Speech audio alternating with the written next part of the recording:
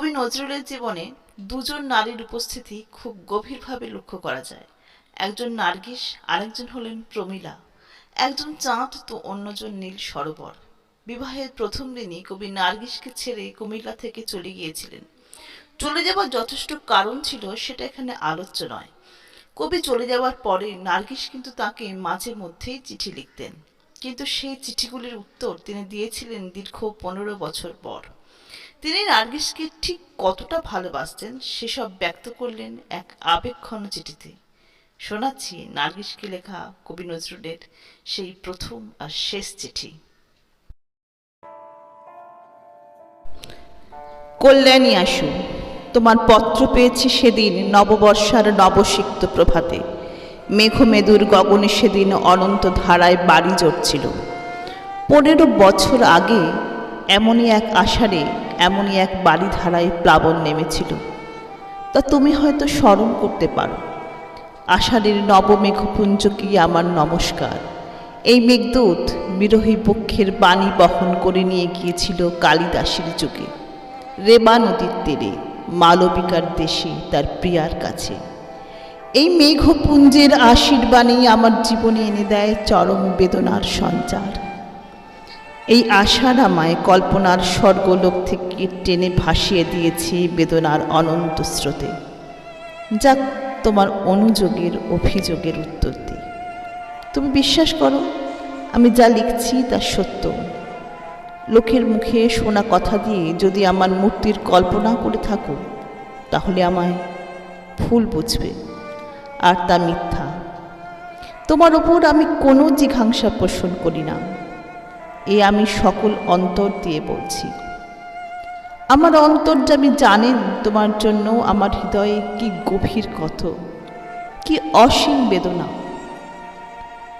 কিন্তু সে বেদনার আগুনে আমি পড়েছি, তা দিয়ে তোমায় কোনো দিন দগ্ধ করতে চাইনি। তুমি এই আগুনের পরশ পানিক না দিলে আমি অগ্নিবীণা বাজাতে পারতাম না। আমি ধূমকেতুর বিস্ময় নিয়ে উদিত হতে পারতাম না। তোমার যে কল্যাণ রূপ আমি আমার কৈশোর বয়সে প্রথম দেখেছিলাম, যে রূপকে আমার জীবনের সর্বপ্রথম ভালোবাসার অঞ্জলি দিয়েছিলাম, সে রূপ আজও স্বর্গের পারিজাত মন্দারের মতো চির অম্লান হয়েই আছে আমার পক্ষে। অন্তরে সে আগুন, বাইরে সে ফুলহারকে স্পর্শ করতে পারেনি। তুমি ভুলে যেও না, আমি কবি। আমি আঘাত করলেও ফুল দিয়ে আঘাত করি। অসুন্দর কুৎসিতের সাধনা আমার নয়। আমার আঘাত বর্বর কাপুরুষের আঘাতের মতো নিষ্ঠুর নয়। আমার অন্তর্যামী জানেন, তুমি কি জানো বা শুনেছ জানি না, তোমার বিরুদ্ধে আজ আমার কোনো অনুযোগ নেই, অভিযোগ নেই, দাবিও নেই। তোমার আজিকার রূপ কি জানি না। আমি জানি তোমার সেই কিশোরী মূর্তিকে, যাকে দেবীর মূর্তির মতো আমার হৃদয়ের বেদিতে অনন্ত প্রেম, অনন্ত শ্রদ্ধার সঙ্গে প্রতিষ্ঠা করতে চেয়েছিলাম। সেদিনের তুমি সেই বেদি গ্রহণ করলে না। পাষাণ দেবীর মতোই তুমি বেছে নিলে বেদনার বেদি পাঠ। জীবন ভরে সেখানেই চলছে আমার পূজা আরতি। আজকাল তুমি আমার কাছে মিথ্যা, ব্যর্থ, তাই তাকে পেতে চাইনি। জানি নে, হয়তো সে রূপ দেখে বঞ্চিত হব, অধিকতর বেদনা পাব, তাই তাকে অস্বীকার করেই চলেছি। দেখা নাই হলো এ ধূলির ধরায়। প্রেমের ফুল এ ধূলিতলে হয়ে যায় ম্লান, দগ্ধ, হতশ্রী। তুমি যদি সত্যিই আমায় ভালোবাসো, আমাকে চাও, ওখান থেকেই আমাকে পাবে। লায়লা মজনুকে পাইনি, শিরি ফারহাদকে পাইনি, তবু তাদের মতো করে কেউ কারো প্রিয়তমাকে পায়নি। আত্মহত্যা মহাপাপ, এই অতি পুরাতন কথা হয়েও প্রেম সত্য। আত্মা অবিনশ্বর, আত্মাকে কেউ হত্যা করতে পারে না। প্রেমের সোনার কাঠির স্পর্শ যদি পেয়ে থাকো, তাহলে তোমার মতো ভাগ্যবতী আর কে আছে? তারই মায়া স্পর্শে তোমার সকল কিছু আলোয় আলোময় হয়ে উঠবে। দুঃখ নিয়ে এক ঘর থেকে অন্য ঘরে গেলেই সে দুঃখের অবসান হয় না।